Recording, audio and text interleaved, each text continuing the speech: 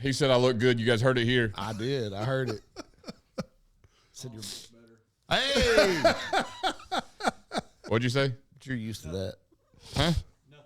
We're live. What?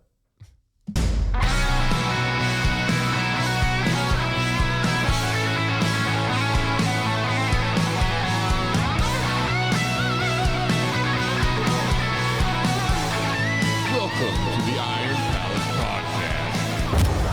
Podcast. Welcome back, everybody, to another episode of the Iron Palace Podcast, the world's most anabolic podcast that kicks harder than your pre-workout that you definitely shouldn't have dry scooped.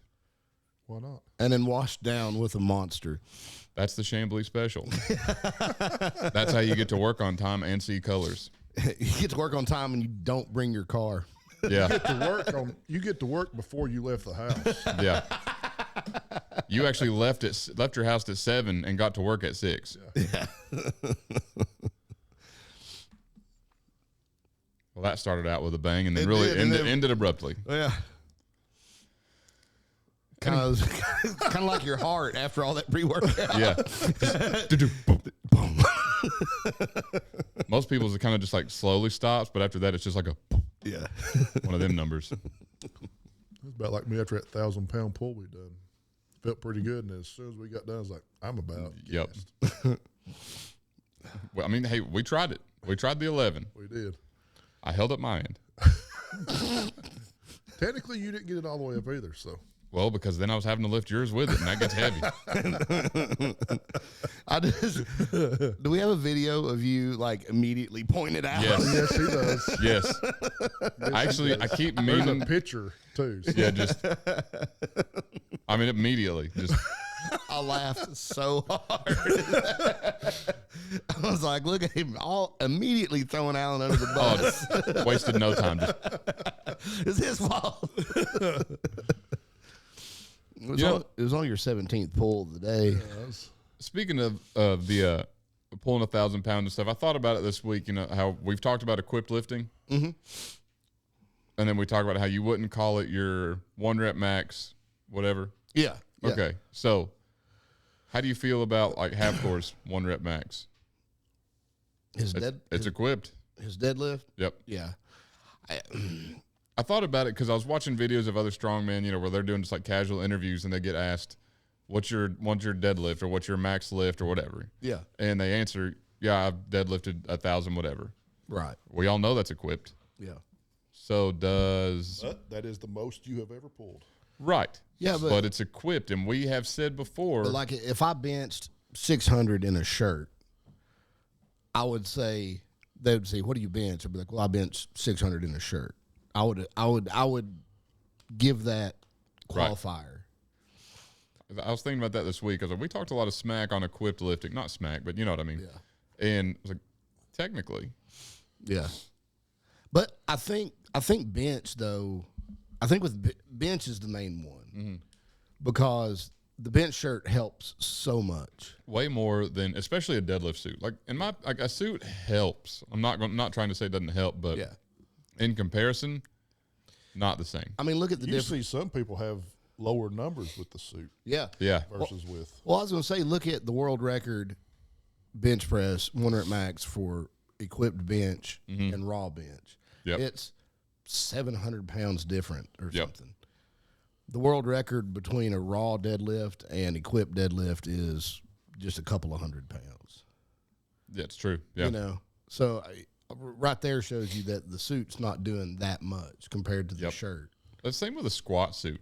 Like I feel like you do a squat suit and knee wraps, they help a lot, but still not to the caliber of a bench suit. Right. Yeah. I feel like Personally, I wouldn't know. I've never attempted. True. So I think we need to do that just for funsies. Maybe I can bench over 300. go buy it and we'll do it. yeah. Michael, we need a bench suit. Find one on Temu. Michael's. We have finally found a job for Michael. I know what you've been thinking. What? Michael is now the Iron Palace podcast manager. Yep. So if you have any business that you want to talk to us about, talk to Michael about it. That's it. And then Michael somehow has to try to manage all that. I don't know how he's going to do it personally. Yeah, it's gonna be like herding cats. I think herding cats is easier. Probably. Ain't that right, Mike?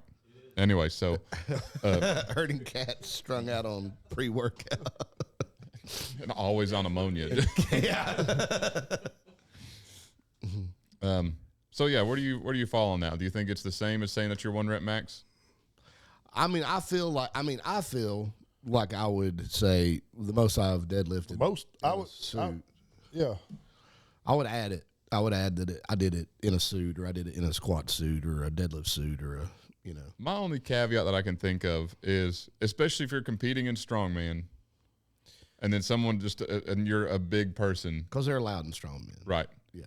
Is then someone saying, "What's your most lift?" and they're expecting that big number. Yeah.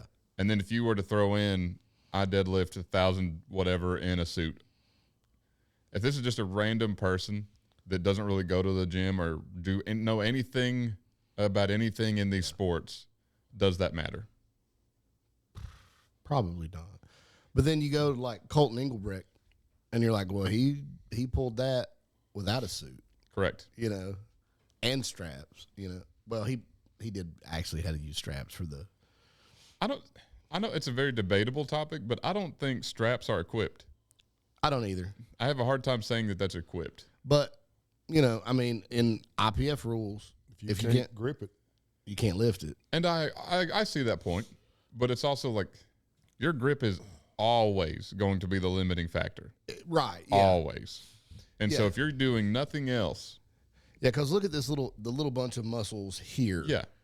Of course, your posterior chain is going to beat it at some point. You're expecting your grip and all the muscles that are entangled in that to compete with your posterior chain. Yeah, these 4 tiny bones are supposed to hold this, So that's why I cannot say that I consider straps equipped. Yeah. I mean, I don't really know what I would call them. But you can't say that you did it raw with Exactly. straps because That's why I don't know what to call them. But it's weird. Because equipped implies shirt, suit, or the shorts or whatever, like the squat shorts, whatever. And they imply that kind of thing. I kind of count straps almost on par with squat shoes. Like they still get, like, squat shoes help, but you're still having to push the weight. Yeah. The same as the straps help you hold it, but you're still having to lift it. Yeah. Now, I disagree with people that use straps and like elongate the heck out of it to where like you're holding the bar like at your fingertip like this. I disagree with that. Yeah. Well, it's kind of like the that Spud Inc. harness that I've been using to deadlift. I mean, am I deadlifting it? Yes, but I'm not having to hold on to the bar. Right. So, I'd consider it a deadlift, but a deadlift variation. But I still feel like everything that hurts after a deadlift hurt after that. You know? I mean, it's still the same muscles. It's just so not holding it. Yeah. And they the original version of that, it wasn't from Spud Inc., but it was I can't remember the company, but they called it an Aldrich arm. And there's a guy whose last name is Aldrich. That's a cool name. He's missing one of his arms, and he competes in adaptive powerlifting. But he could only, at the time he was really limited to his events, so he came up with that harness to make place of his other arm so he could deadlift, and so now deadlift is an adaptive event due to that, thing. And I mean, like, you've tried it. It's not really an advantage. I didn't like it. Like, I pulled 500 cold double overhand and felt really good. Yeah. And then I pulled 500. Actually, I didn't even pull it. I put on the harness. I was like, I hate every second of this. Yeah. I mean, it's not really an advantage. I felt like everything that I normally would do in a deadlift was wrong. Like, my feet felt out of place. Yeah. Nothing felt good. Yeah. So I can't say that it helps in a way that is comparable to a deadlift. I think you're at more of a disadvantage. Yeah, it's just it takes grip out of the equation. Right, which is the only thing I have going for me. So that and rugged good looks. That too, But what are you going to do? Now, talking about the adaptive athletes aspect, did you see the one where the guy done the Hercules hold with a strap, Yeah. Yes. and it and he lost his grip and it pulled him off. Yeah. Yeah. The strap was attached. Basically. Yeah. He does he had at least one prosthetic leg, right? I think so. Because I'm pretty sure he does Highland Games. Is it the same guy? I think it is. I didn't know it was the same guy, but Yeah. I know who you're talking about. Yeah, I think it is. If you're the same guy we're talking about and you listen, come on over. Yeah, I've thrown with him in a couple of competitions, but I cannot remember his name. I can't think of his name either. Michael said he was at the first backyard game. So if that's you, comment below. Holler at us. Or if you know him, tag him. Yeah, Or if you don't know him, tag him. tag someone. Tag anybody, It please. doesn't matter. Just anybody. Hey, you know what I saw today? Me. Yes, but also I saw Lamborghini Countach. Which is a weird thing to see in this part of town. Yeah, it was coming up 321, like heading towards West Miller's Cove, like going to Blackberry. Now, going towards Blackberry makes sense. Yeah. I was like, that is the coolest car, I think. I mean, and the thing is, that car was built in the 70s, and I don't think they've ever built a cooler-looking car than that. I don't disagree. Did you ever see the movie Cannonball Run? No. Oh, man. Too young. Yeah. You've seen it, hadn't you? I have seen it. Oh, I've seen it. So this was like, so the first Cannonball Run, there was a black Countach in it, and the second one, it was that white one that had the color change paint. Yeah. And it was red. This one looked exactly like the red one. It had the scoop, and oh man, it was awesome.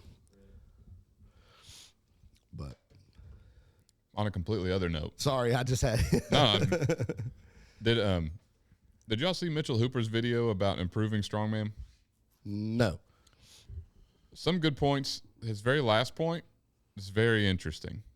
And I don't feel like it's exactly a good way. He thinks strongman should start being tested.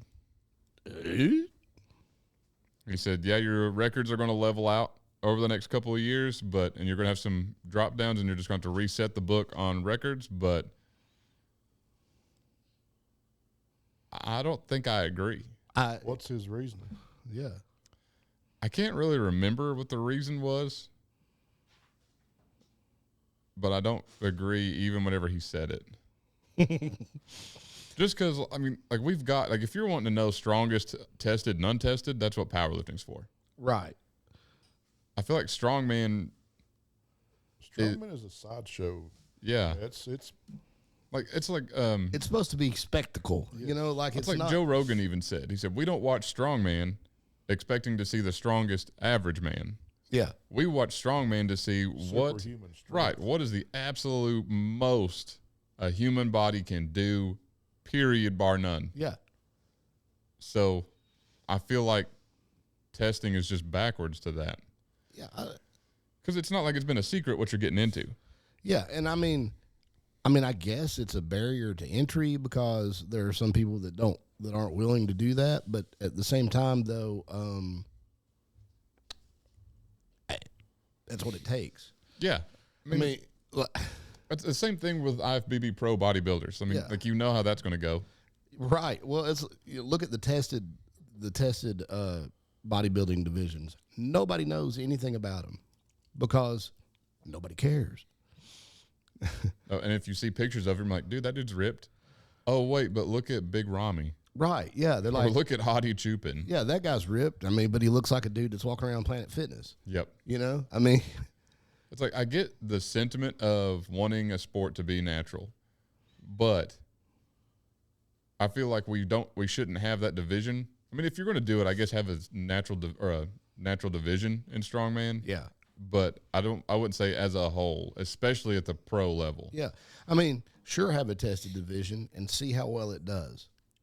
Because I think you're going to see some people do really well in a tested division, but not to the level of what we're wanting to see. Especially like if what he said, like one of his things was you have to reset the record book. Yeah. So you're telling me we've got Hafthor Bjornsson that just pulled 505. Yeah. Oh, 510. Sorry. 510. Yeah. 510. 510 kilos. And so we're going to reset the record book let's just assume he doesn't do anything to cheat the system. He goes 100% clean, and now we just watch this dude go from that to maybe 1,000. Right, yeah. Maybe. Yeah, we watch him lift 1,200 pounds. Now we're going to watch him pull 1,000. And we're supposed to get just as hype about that. Yeah. Well, I mean, and that's like, I mean, and I see guys like Thor. Thor probably could have Brian Shaw. Like, if it had been from the beginning tested division, those guys probably could have run away with it. Oh, I agree. Because at that point, you're bred for that. Yeah, I mean, look at those two guys. Yeah. You know? But their numbers aren't going to be nearly as impressive. And that's it. Like, you're never going to see a 500 kilo pull natural. And since it's already out there. It's already. I feel like it's a little late to try to put the genie back in the bottle. And that's my thing. Is like we have came too far to be like, all right, let's roll this back. Yeah. So I don't agree with it. Yeah. Like I can understand a little bit, but it also feels weird that we've got the top winner for the last few years saying, I think we should take drugs out. I'm like, yeah, that's odd. Is he trying to say that he's natural?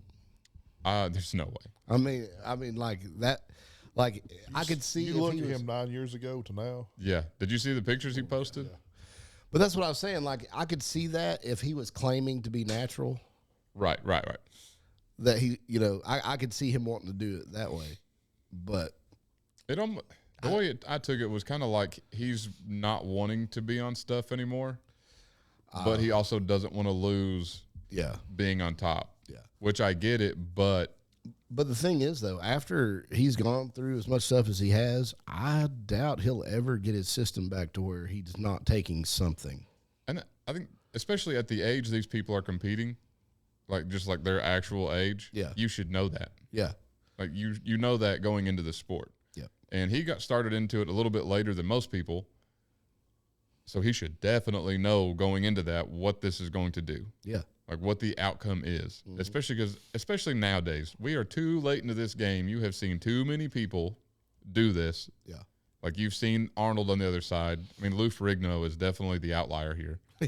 But I mean, you see all the other people on the other end of this, and it's not a surprise how it's going to turn out. Yeah. But I don't know. I just don't think Strongman should go natural. No. And like, Mark Hunt, he was a UFC fighter, and Mark claimed to be natural his whole career, which I don't know. I could see it. And he never was ripped. He never was whatever. He was just a big tough guy. That he did real well. And he was talking about how before the UFC started really testing, he was fighting all these guys that were on steroids. Now it wasn't fair and all that. And then they started testing, and a lot of those guys kind of shrunk back down. Mm-hmm. But then a lot of them ballooned back up. And Chael Sonnen was talking about it. He's like, what happens is they develop these tests. These guys have teams to get around these tests. Yep. And the people that get caught are the ones whose teams slipped up on figuring out the new tests. Yeah. And so even if you're trying to be natural, you're still not guaranteed to go against people that are natural. There's still fully tested divisions in powerlifting that are completely riddled with people who are not natural. Yeah. So I mean, if you've got people willing to try to sneak in a bench shirt under a singlet or wraps under knee sleeves, people are 100% trying to sneak in trend. Yeah. I mean, that's easier to sneak in than your sleeves or shirt. Yeah. So, but yeah, I mean, that's all it would do. That's why I said if we roll back the clock and try to get Thor to go 100% natural and not cheat it, I just don't think it's going to be an impressive sport. Yeah. Because I mean, that's the show of the sport is leg pressing a car for reps. Well, now if that car is a scooter, it's not. It's just not impressive to watch. It's a great topic for like 2 minutes. It was. But no, I was thinking, though, also, like, even my point was I was thinking with UFC, like, the only way to guarantee an even playing field, and is almost to open it up. Yeah. That way, you know if they are or not. You know, you can't just like Mark was coming in natural, expecting the guys that he was fighting to be natural, and they're not because they're getting around the tests. Now, if it was untested from the beginning, now he knows that. Yep. You know, and he can then choose. You know, you can make a better informed decision. So I think the only way for it to actually really be even or fair is to let it be wide open, and that way you can decide whether you want to be part of it or not. And that's kind of the way I've thought that Strongman is. Yeah. Everyone knows what it is. You know what you're getting into when you get into it. Right.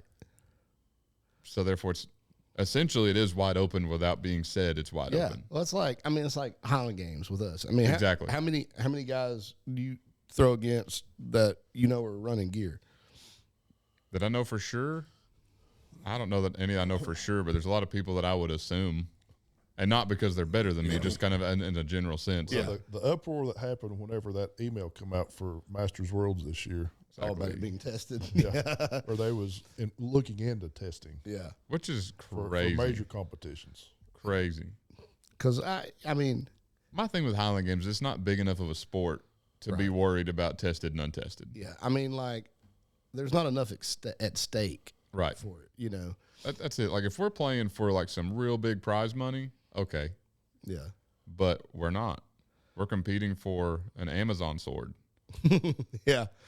I mean, not all games. I'm just talking like Yeah. a general. Yeah, or a shield, or a Yeah. whatever, a Christmas tree ornament trophy. Yeah, like which for- Hey, hey, They're all cool. I'm just saying, those are the part of the. Yeah, they're all cool. They're all cool awards. They're all cool awards. I'm not taking away from them, but it's just well, mine wasn't an ornament. It was a full tree. Yeah. That we give out that year. actually that was still pretty cool. Yeah. I still have mine. But because all the awards are cool, it's not worth trying to figure out who's tested or who's on it and who's not. Yeah. I mean, who cares? I don't. I mean, I know if I find out someone's on gear and they beat me, I will complain, Yeah. but not enough for it to be. Right. Like, that's just me being a sore loser. If this was my livelihood and I was competing to make money for myself, Yeah. that'd be different. But Actually, exactly. Yeah. But Or if Highland Games ever becomes popular enough to become a giant organized sport, yeah. maybe. But that's still a big maybe. Yeah. It was like Matt Vincent was Yeah. talking about, he spent one season where he was trying to make as much money in the Highland Games as he could that year. And so he was really strategic. He only went to the games that paid out the most and the ones that he could do, without multiple games in one trip. Yeah, that kind of Yep. thing. And I think he said he made like $25,000. You can't make a living being a pro Highland Games. Nope. I mean, you could make. Is that what he grossed or netted? Nah, see, I don't know. Yeah, I would assume gross because, I mean, who are you going to pay taxes on that? Do you have to? If it's earnings, I don't know how that works. I've not won any money in anything, so I don't know. yeah. I've never won anything other than, as far as like monetary value goes. plus your travel expenses gift and everything cards else or too. whatever. So, That's true too. which some of the games will cover that for the bigger name athletes, but But yeah, so I mean, Yeah. so you can't make a living at it, but most of those guys that do are doing something along that lines Well, yeah, to offset. yeah. Like Dan McKim, Yeah. worked for Sornex, right? Was it Sornex? Yeah, Sure. Dan McKim, come on, buddy. Yeah, love in. to have you right here Right there. or there. Or here. Yeah. Hell, anywhere. Stand right here in the middle. have Caleb's chair. You can have him. Whoa, hey. Hey.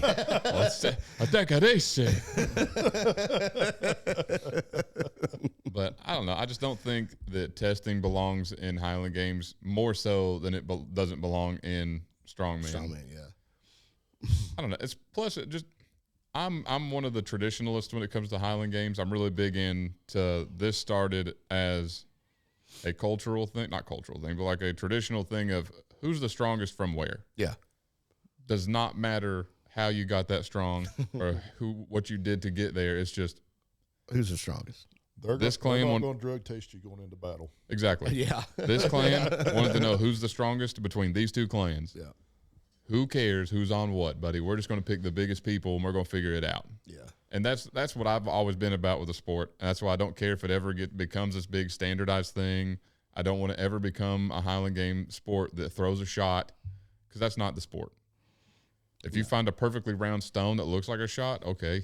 Yeah. But I don't know. I mean, there's nothing wrong with trying to find the best right stone to throw, but don't have one manufactured. No. You know, I mean, the only time I've actually enjoyed a manufactured implement for a Highland game was those fiberglass cabers. Yeah. Those were pretty sick. Where was that at? Backyard. Rebellion. Oh. They were weird though. I still would prefer a tree to a fiberglass. Like the fiberglass cabers were nice, but I don't know. They felt weird to me. Maybe that's because I also wasn't really good at caber yet, but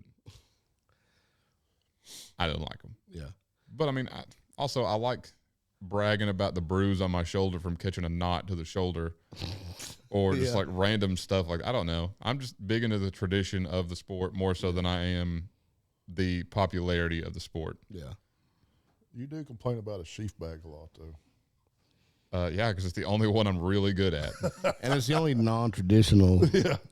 And I will say the only time I legitimately complained about a sheath bag, like where I wasn't just joking or just trying to make a big scene out of something just for fun, was whenever the sheath bag was literally falling apart, like the insides were becoming the outsides. Yeah. And I was trying to say, let's move to a different bag, and the other guy said, no, it's just me and him throwing at 30 foot. I was like, homie, dude, like this thing is coming apart. I can't get a good bite into this bag. And he's like, no, if we get another bag, we got to start over. I was like, then let's start over. I cannot throw this bag. Start over. I don't know, man. You're the last two at that height. And that's what I said. But, because it was, I think we'd both taken 2 throws at 30, and I had missed because I can't get into this bag. It was just completely falling apart. And then he made it on his last one, and I was like, he said, we can switch bags, we'll start over. I was like, just forget it, let's move on. Like I'd argued for like 10 minutes about this at this point. And that, I mean, I didn't get mad about it after that. It was just, I took second. Yeah. So it wasn't really worth crying about. In your favorite event. Yeah, but I mean, I'd already learned. He complained a lot more about it that day than he is now, though. So. Oh, I absolutely complained a lot more of that. I mean, like a legit 10 minutes straight of complaining about this bag. But either way, that's the only time that I was legitimately complaining about a sheath bag. Usually I might have a little complaint, being like, oh, this thing flies weird. Yeah. It don't matter though, because I can hit 30 feet anytime, any day. So You missed 16 at Gatlinburg, the first one. because we're throwing 30 foot over the bar. Yeah, but you still didn't go over it. I did go over it, just not like my Y. You got like 3 guys to 1. My Y-axis was good. I don't It's know the about Z that was not good. Also, I have 2 guys to 1. Michael doesn't count. He doesn't have a microphone. I can hear him. I don't know what you're talking about. But It's still 2 to 1. My main complaint about a sheath bag, we were throwing in Johnson City, and Mark.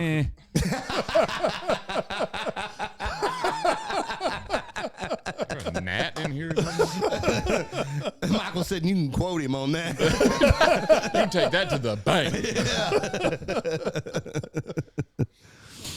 But in Johnson City, and Mark Rice on his first throw throws it into the creek, Oh, yeah. Yeah. and that was the only bag they had.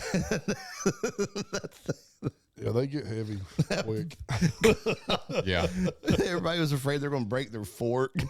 Well, that's like whenever we did the first Heritage game, it rained all day. Like it didn't downpour, but it was just like this terrible little sprinkle all day. And the bag was soaked. We had The multiple. Heritage game? Yeah. It poured down. For the morning, but it was just like a drizzle all day. It wasn't like It was a swamp. It was definitely a swamp.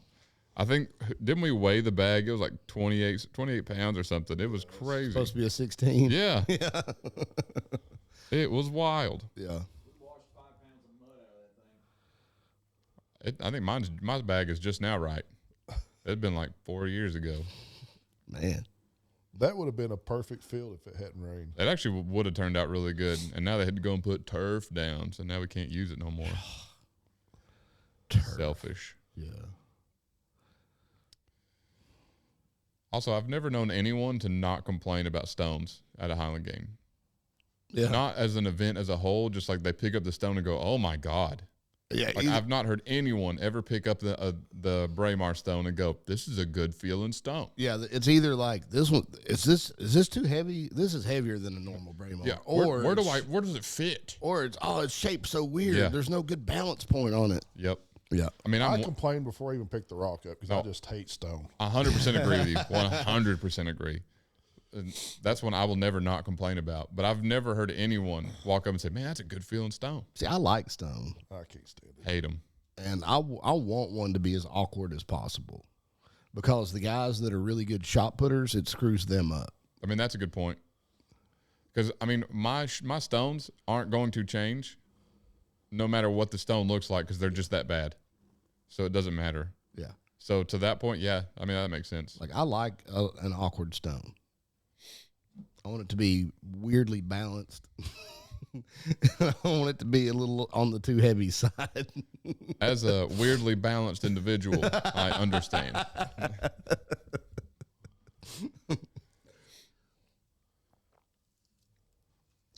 Talking about balance, Kent was showing me some videos of Brad doing these agility drills. For skiing, No, so for the Special Olympics Nationals or something, I'm a little unclear. Skills of life, or was it Yeah, they're something along that line? it's Fit for Life. Fit for life. They have to do this Fit for Life program to qualify for this thing, and they've got to do it from now until next summer. what in the world is that? Yeah, and it's like agility, like they're he's like running through the the ladder and doing like cone shuffles and stuff, and it was funny. The video of his first session doing that to the video of like his third session, completely different. But the first one, Brad looked like what you would expect. He was like stepping, like in going through the ladders. You're supposed to quick step into him. He's like one step, next step, That's about how I next picture it. step, one step. But then he got through. He was like, I was like, dang, if anything, if this develops some fast twitch out of Brad, it's going to carry over. He needs Like, it I'm wanting it so bad. specifically in bench press. Like, I mean, it'll help him in squat, but specifically bench press, he needs some speed Yeah. because homie just buries himself. Yeah. But I was like, Brad lifts like a bodybuilder. He does. He doesn't lift like a power lifter. He lifts like a bodybuilder. Yep. Everything is so slow. Yep. No like mechanical advantage. He just goes for the mechanical disadvantage to grow the muscle tendons. Like Yeah. I was like, flat back, no leg drive, Yep. all the way down, elbows out, and there's nothing we can do about it. Thus far. Jake yesterday, Jake was like, all right, Brad, take a real deep breath before we were doing sets of 5, and Brad was like, and then did all set of 5, and I don't think he exhaled. You didn't tell him to exhale. Like the last one, his face was all red and stuff. I was like, we racked it back, and Jake was like, I think he held his breath through that whole set. And I'm like, I believe he did. He probably did. If you don't tell him not to, Yeah. Brad is that dude. Yeah. Brad will do exactly what you tell him to do. Yep. But To a T, actually. yeah, but rarely anything else though. To his detriment. Yeah. Huh? I mean, it makes it easy. Hey, You like that word, Mike? It's a big word. it's a big word. But, like, in one way, it makes it easy to coach him True. because he's going to do whatever you say. Yep. But then in another way, you're like, but was that better for him or not? Because, like, if you change his hand placement on bench, you don't know if it, Yep. I would say that's probably the biggest downfall, or not the biggest downfall. The biggest hurdle to cross with Special Olympics is it's very hard to get feedback. Yeah. Like you'd have to get your feedback based off their performance, Yep. rather than what you would normally deal with. Like if you're coaching normal athletes, it's okay, put your hands here. How did that feel? Yeah. Or step out or put your feet half a step out. How'd that feel? Yeah. Did you feel stronger, or was your balance better? Yeah, you have whatever? no idea. With Brad, you've got you get a thumbs up. like that's all you get from Brad. Yeah. And then Noah, zero change ever. Yeah. All you get from Noah is Noah will tell you if something hurts or not. He will say that. Or he'll say if he doesn't want to do it. Yeah. Just nope. But that's it. Yeah, that's all you got. No, how'd that feel? Meh. But man, speaking of Brad and the thumbs up, how about that? I still can't get over. Dude, it was the coolest thing I've ever been a part of. Like out of every lift I've ever done in my life that I thought was cool, that's the coolest for me. I was talking to Kent, and I was like, "Did you tell him to go up?" And he goes, "No." He said you guys were saying something about loading the bar, and he just got up and stood over there. And Dude, I was like, Brad was ready to go. if I take the lifts that I have done, like I'm really glad that you got hurt because I'm glad that I got to do that lift with Brad. Linda, did you hear that? If you weren't hurt, you would have been there with Brad. Yeah. And then I would have been over in the sidelines, pouting. But I would have gotten to have that cool lift with yeah, Brad. because if I look at my top lifts, and I'm being dead serious, like this is not just a joke to hype up Brad. Like if I've got 800-pound Denny lift, 1,200-pound 2-man deadlift, that 700-pound deadlift with Brad is right up top. 800 pounds. 800-pound deadlift is right up top with Brad. 750. 750. Yeah. Either way, it doesn't matter what the weight was, honestly. Yeah. Like I don't care if that was 200 pounds. Yeah. Brad just walking up on his own, And just standing there like a boss. refused to Yeah. leave the platform, Yep. and then just, Thumbs up. dude, It was so cool. I was like, hey, let's do it. Like I told him he's good. Jake told him he's good. You told him he's good. Yeah. Chip told him he's good. And the only thing he did, Yep. like, dude, full send. Yeah. Like, no turning back now. None. Mine and Alan's 1,100-pound deadlift would have been in this top 5 too, but it didn't happen. I'm sorry. It was like my 13th attempt on deadlifts that day. So Jeez. how many did you do? Enough. About half. Enough to hold up my half. Caleb and Cannonball Run, that Lamborghini, they skip it across a.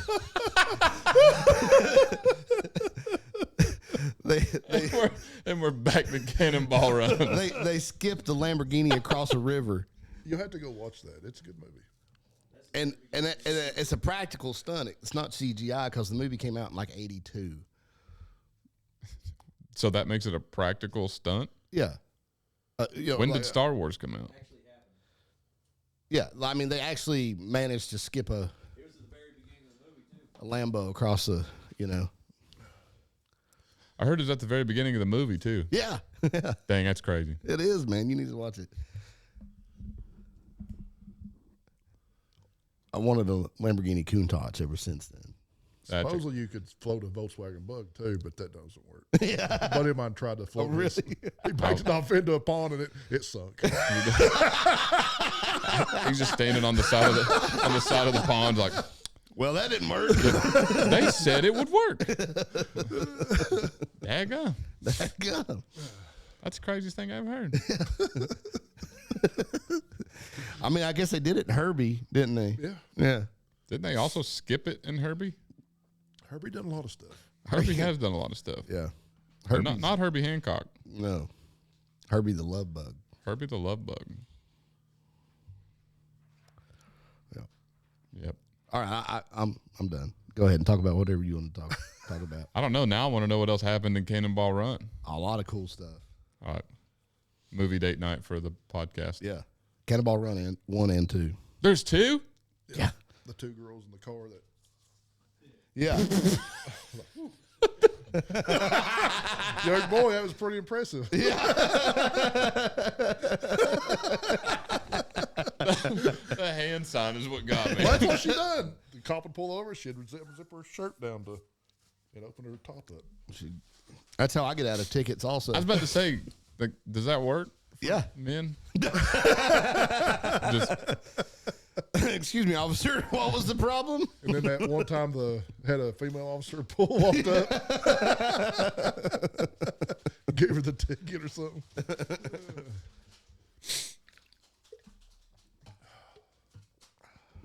how much time we got, Alan? We have not been recording. Don't even start with me. Michael was over here earlier. I was about to say, Michael, you're back on. 50 minutes. Daggum, we've already been almost an hour. Yep. Well, I had a whole lot about Eugen Sandow, but all right, we'll get into it anyways. Let's do it. I don't give a gosh darn. I can just buckle up. So I think we talked about it last week about Eugen Sandow with fighting the lion. Was that last week? I think it is insane all the stuff Eugen Sandow did outside of bodybuilding or just building a fitness culture. Yeah. Crazy. For one, just got approval today. The audiobook did just pass its through the producer, so it should be coming out soon.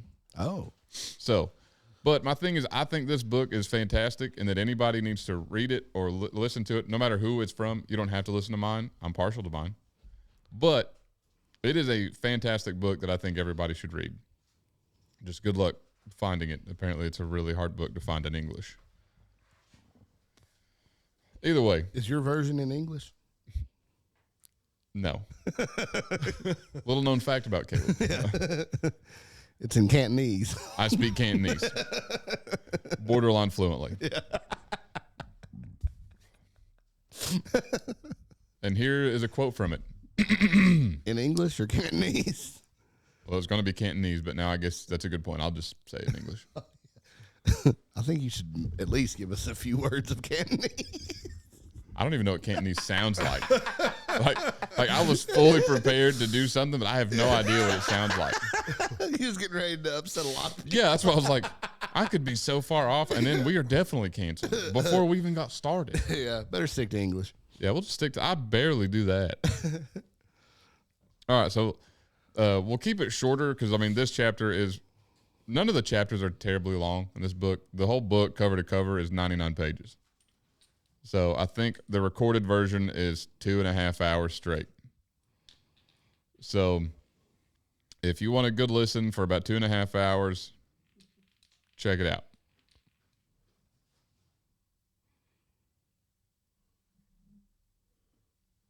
What are you looking at? I heard something. It sounded like the mini Denny's. Or Alan's just shaking around over there. It's really cold. Oh, it is the mini Denny's. I know that sound. So one of these chapters, chapter 17 specifically, is how I came to London and defeated Samson. So I'm intrigued already. We won't go through the whole thing, but basically, Samson was a strong man in. Hold on, I don't have any of this memorized, by the way. So at the Royal Aquarium in London, he was offering 100 pounds silver to the person who could perform the feats of his pupil Cyclops, and 1,000 pounds sterling to anyone who could beat his own. So obviously this news got out, and someone suggested it to Eugen Sandow. Travel there and do it. So he travels there and does it. You know, that kind of makes, not to interrupt, that No, you're kind of good. makes me think of how, you know, we talk about like that guy sitting up. It's like, if you bench 225, I'll buy your gas. You Yep. know, they've got a feat of strength somewhere and they hear about it and go do it. I wish we could hear about some of the. Yeah, before they do it. Yeah. Like we always hear about them after. Yeah. But so yeah, he'd heard about it. It was recommended he go there. So like they're in front of this huge stage. And the thing was, if you challenge them, you have to challenge Cyclops first, which is Samson's pupil, as he uses a lot in this book. Yeah. So one thing that needs to be known about Eugen Sandow that is not a known fact, and I feel like it really should be, is he is a straight up gangster. Like, read the book, and there's countless examples. Yeah.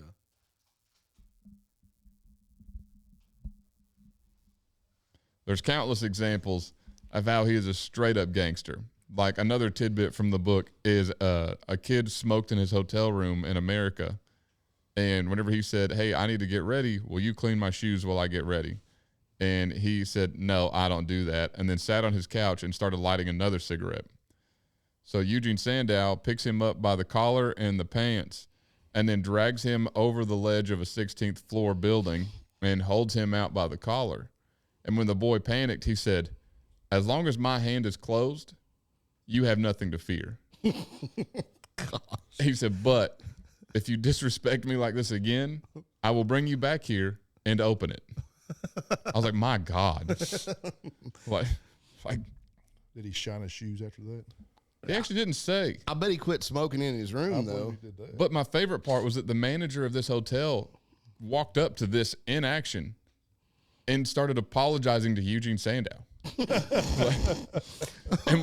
Yeah. As he's holding the dude over. Yeah. Gosh. And was like, no, we are so sorry. Like, I don't know what and reprimanded the boy. I was like, this is crazy. Like, what if he was like, you know what? Go ahead, drop him. yeah, you know what? I've been dreaming of this. I told him the last time. Yeah. So, but I thought, anyways, read the book. It's a great book. So he goes there. He challenges Cyclops. One of my favorite part was, I got to find it. It's a long chapter, so it's going to take me minutes, and I didn't take notes. So,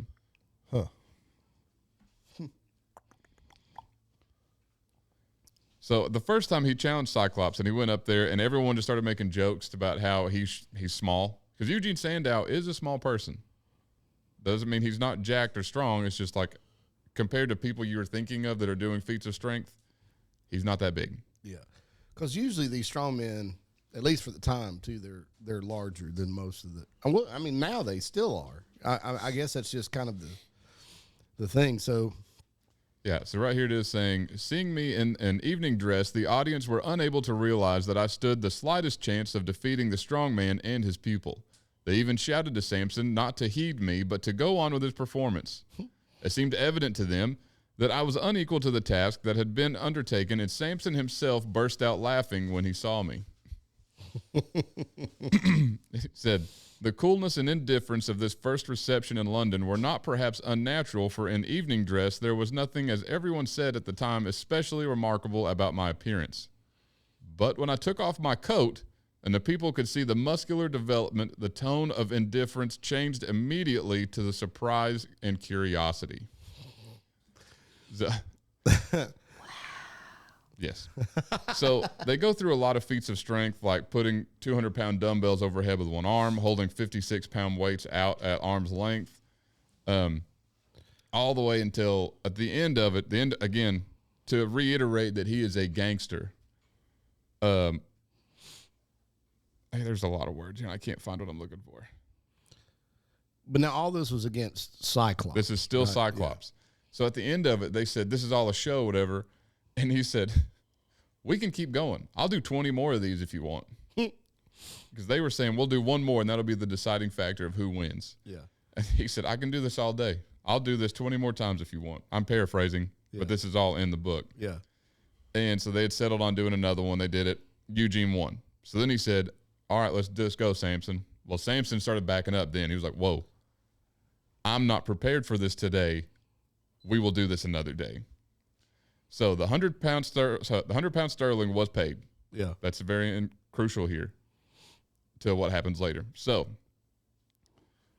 they decide on a time when this will happen. This will be the same place, but I think it's the next morning. I got to find where it says.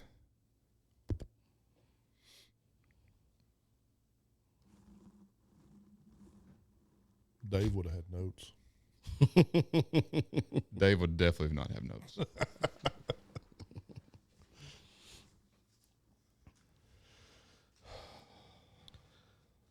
Okay. So he couldn't get Samson couldn't get, or not Samson. Eugen Sandow couldn't make his way into the building because there was just so many people blocking the door. So then he tried to go around the side door, and the guy watching the door said, yo, you can't come in here. And he said, I'm supposed to be on stage. And the guy again said, sorry, rules are rules. I can't let you in. Huh? So this whole time that's going on, that Eugene's just trying to get in the door. Yeah.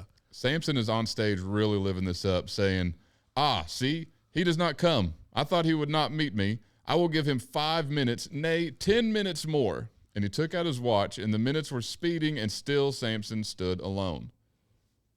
Meanwhile, resolved not to be baffled by this absurd mischance, it was determined that as fair words would not open the door, strength should smash it open.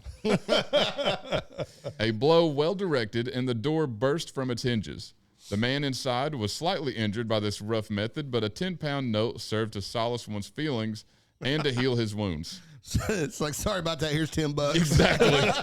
He's like, nah, dude, I'm getting in. Like, that's what I'm saying. Like, how is Eugen Sandow always painted as the father of bodybuilding when he's a gangster? Yeah. Like, just, you won't let me in? Fine. Boom. Like, I don't know how much of this is played up, but in my mind, this is all 100% true. Well, yeah. So he finally makes it to the stage. They go on their way doing this. So Cyclops could repeat my performance with a dumbbell, which I had at hand. We would declare the result a draw, and he could keep his 1,000-pound note. And the dumbbell, which was then brought on the stage, weighed 280 pounds. With one hand, I lifted it up, then laid down, and finally stood up with it. After that feat, I fastened some chains around my arms, then took a dumbbell weighing 220 pounds, raised it to my chest, and burst the chains before releasing it. I have had enough of this now, exclaimed Samson. It's all humbug. I don't call this fair play at all. The judges, however, were sufficiently satisfied, and Mr. Fleming asked for the 1,000 pounds sterling, and the reply was that it should be paid in the morning, but it remains to be added that I never received that 1,000 pounds sterling. It was stated that Samson had taken his money away, and in the end, I agreed to accept $350 from the management of the aquarium in settlement of the challenge. So he beat him pretty easily. It was kind of the same story as Samson. Said I'd ascertained where the chain was bought. Oh, that's what it was. Find where it starts. Said only such tests of actual strength as Samson was in the habit of displaying could now be allowed. Samson, abiding by this decision, took a large iron bar and bent it over his calf, his arms, and his neck, just as in a similar way, by striking it on muscles of the arm, one may bend a poker. The thing is little more than a trick. Of course, muscle is essential to its successful performance, for if you have no muscle, you will hit the bone with the danger of breaking it. Such a performance, although there is a certain knack in doing it gracefully and with ease, was not difficult to follow. Samson next took a wire cable, winding it around his chest, under his arms, and then breaking it. This feat, which performed by inflating the lungs and at the same time contracting the muscles of the chest, I was also able to repeat. By the third item in the display, it seemed that Samson desired to leave the issue of the challenge in doubt, for it consisted in snapping a chain which encircled his arm. This armlet, which fitted Samson well enough, was too small for me. Fortunately, I was prepared for the emergency. I had ascertained where the chain was bought and had got the same firm to make me an armlet of exactly the same strength, of a size suitable to my larger development. When I produced it, Samson at first refused to be satisfied that it would be a fair test, but a representative of the firm who made it stood up in the auditorium and assured the public that it was of the same strength as that of the chain made for Samson. The judges examined it, together with the paper which testified the equality of strength, and decided that the test would be perfectly fair and that the performance was to continue. I placed the chain on my arm and broke it. Samson was still dissatisfied, and I made the offer that either he or his pupil Cyclops could repeat my performance with a dumbbell which I had, and we could declare the result a draw, and then he could keep his 1,000 pound. And that's where the 280 pound dumbbell and him just laying on the ground and just stand, essentially a Turkish get up. Yeah. But I thought that he already knew Samson's trick was going to be to pull out this circlet. Yeah. That obviously is not going to work. And so he just went and got his own. But yeah, dude's a straight gangster. And then also just for a reference, he includes his measurements at the time of writing this book. So that is age is 32 years, weight 14 stone 6 pounds. Don't ask me how much that is. Height 5 foot 9 1/4 inch. 5'9". Yeah. Neck, 18 inches. Chest, 48 inches. Here's the crazy part. So chest, 202. so 5'9", 202 pounds. Yeah. That's Solid dude. yep. Here's the crazy part though, because these whenever I initially saw what measurements he asks for from his clients or just that he measures himself, I didn't understand it until I see this number, which is chest 48 inches, chest expanded 62 inches. That's ridiculous. That's insane. Yeah. I was like, what? Waist 30 inches. That part not that crazy. However, hips are 42 inches. He got that. Yeah. He got like a weird hourglass going Got on that dump truck. there. Thigh, 26 inches. Knee, 14 inches. Calf, 18 inches. So his calf and his neck are the same. Just throwing that out there. Ankle, 8.5 inches. Upper arm, 19.5 inches. So homie's got 19.5-inch pythons. Forearm is 16.5 inches. I'll be honest, I don't really know, like in comparison, but I'm pretty sure we've measured before, and I think that's about the size of Alan's. I measured around my elbow for those sleeves, and it was 14 inches around my elbows. So His arms are bigger than Alan's. That was just here. oh. Either way, we're going to measure after this. Yeah. And forearms. Measure what? That's why I said and forearms. Hey. So Whoa. forearms, Bring 16 up the and a table. forearms, 16.5 inches, and wrist, 7.5 inches. Yeah, and also a lot of the measurements that he requested from people, mind you, also just based off what I can read in this book, is he would get letters from people that would go through his physical culture, because not always would you go through the physical culture directly with Eugen Sandow. He had coaches and gyms all over. Yeah. That would teach this, but he would get letters personally to him thanking him for, and there a lot of them are in the book. So again, go read the book. But a lot of them were in the would send him letters directly and then include their measurements. So I'm always in my mind, I'm picturing that these are all unsolicited. He did not ask for any of these, and he's just getting selfies because they always include pictures. Yeah. So you're just getting pictures, measurements, and a letter from people that you don't know. Yeah. Which I guess would be cool. I mean, essentially, that's like getting comments and DMs on Instagram. Right. But I wonder why wrists, because your wrist size isn't going to change. You know, I mean, that's I just think it does. Because I know my wrist shrank whenever we did the cut. your wrists did. Mm-hmm. Only reason I know that is my watch fit different. Huh. I don't wear a watch right now. I stopped wearing it for a while, but like I noticed that my watch fit different. I guess it just depends on your bone density, though. I guess. I don't know. Or Lost just so much weight, my shoes got too big for me. what was that like? But yeah, the book is not out. I mean, the book is out for you to read. I think you can find it on Amazon. I'll get you the full title here just so you can make sure. It's Eugen Sandow, Strength and How to Obtain It, the classic natural bodybuilding guide, fully restored with original charts. Again, I'm partial to my audiobook version that will be coming out soon. You should be able to find it on Audible here in the next couple of weeks. But until then, you should be able to find it on Amazon if you want to read it. It is a great book. I recommend it. And that's my shameless plug. Yeah. And check out Cannonball Run. Apparently, Jay got Cannonball Run, too. You know, let me see. Do I still have if I have it pulled up, let's see if we can find us a good quote from old Eugen Sandow while we're here. They had a Countach on Top Gear one time. And the way that you have to back the car up, according to the owner's manual, you open the door and sit on the door ledge to back it up because you can't see out of the back. I don't care. I still want it because who needs to go backwards? It's a supercar. You just go forward.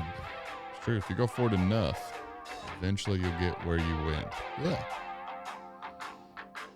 Dang, that should That's have been deep, dude. that should have been the quote. That's it. End the show. End the show.